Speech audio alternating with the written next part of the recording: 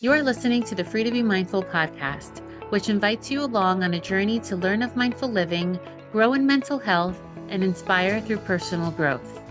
In a world where we can often feel much stress and overwhelm, this podcast provides bite-sized tips and real talk conversations, empowering you to embrace mindfulness and nurture your full potential.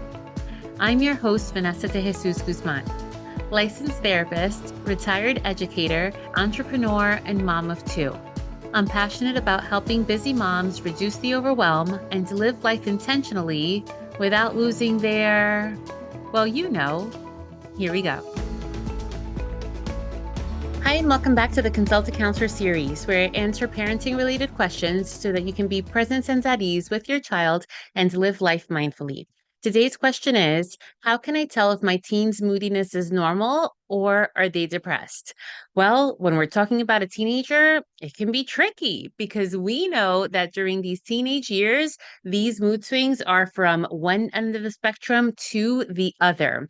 Mood swings are common in teens, and we know that your teen is going through so many changes and that this is inevitable. So it's natural to wonder what is typical teenage behavior and what could be a sign of something that's more concerning, more serious, like depression.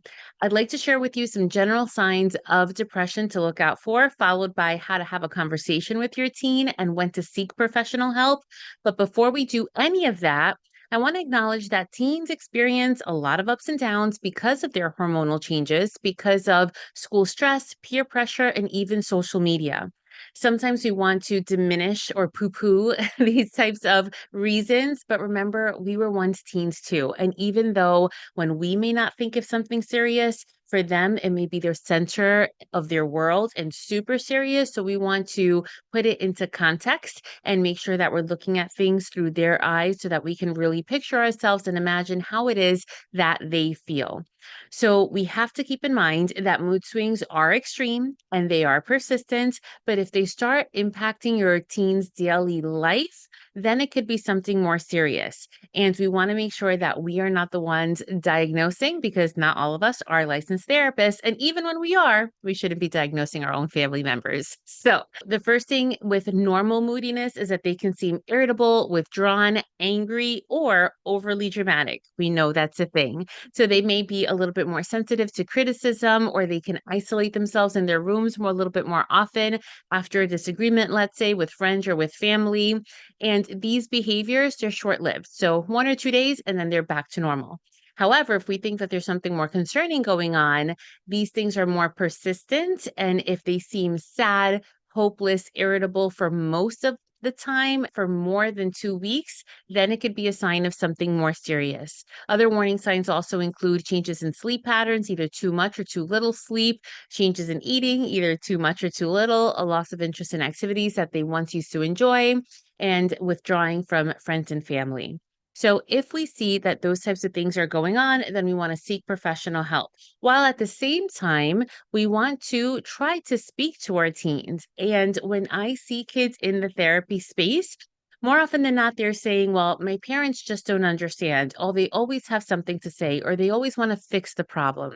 So we do want to ask our kids, as I always say, pose the question, do you want help or do you want just a listening ear so that we know how to respond to them? We also want to create as much as possible a non-judgmental space. And it's really easy to say, well, of course I don't judge them. But then if we always have something to say, or if we're thinking like, oh, well, that's how your friends are like this, or that's how you're going to end up, that's passing judgment.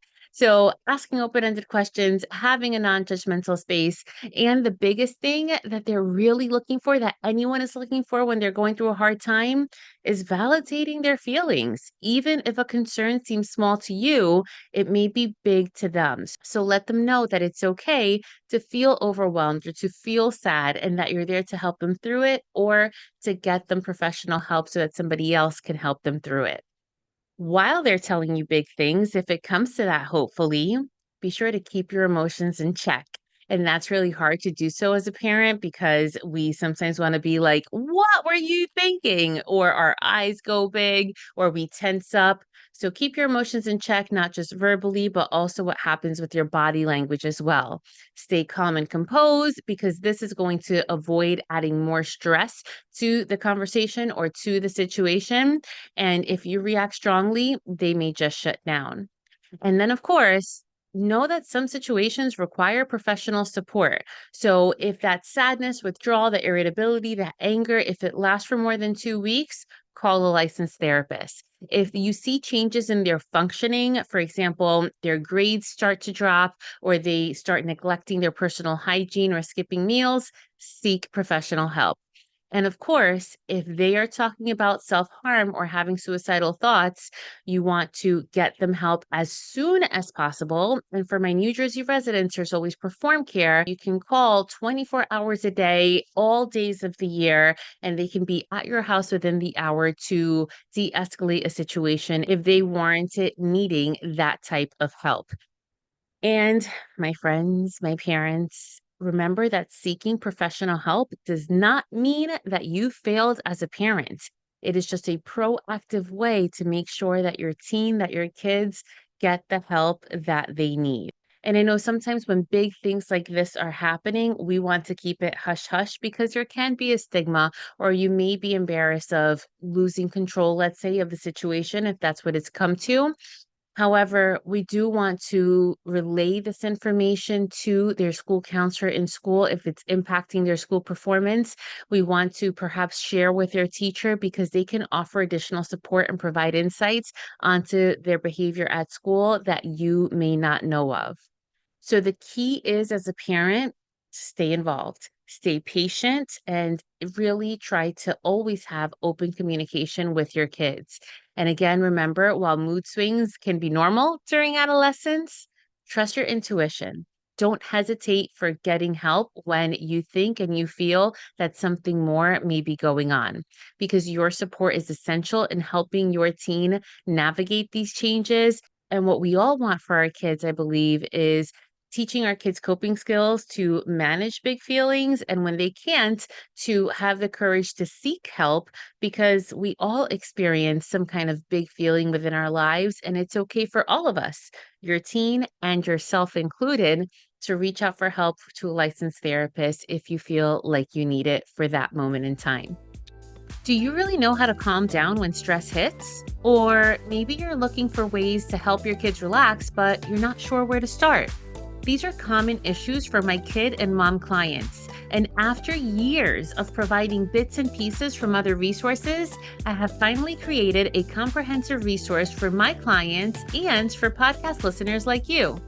This free resource provides you with 120 coping skills to navigate big feelings. This guide is filled with simple yet effective strategies to help you manage emotions and to help you find peace. And knowing that oftentimes a list just isn't enough, with your download, you'll also get access to a series of supportive videos which will guide you on how to use this resource and show you how to put these strategies into practice for everyday life. So are you ready to make that change? Click the link below to download your free guide. It's time to empower yourself and your children with the skills for a happier, healthier life.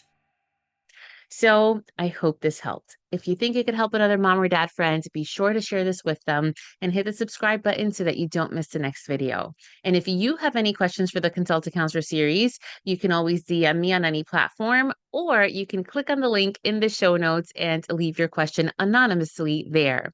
And remember, my friends, in a world where you are free to be anything that you want to be, you are always free to be mindful. Thanks so much and catch you next time.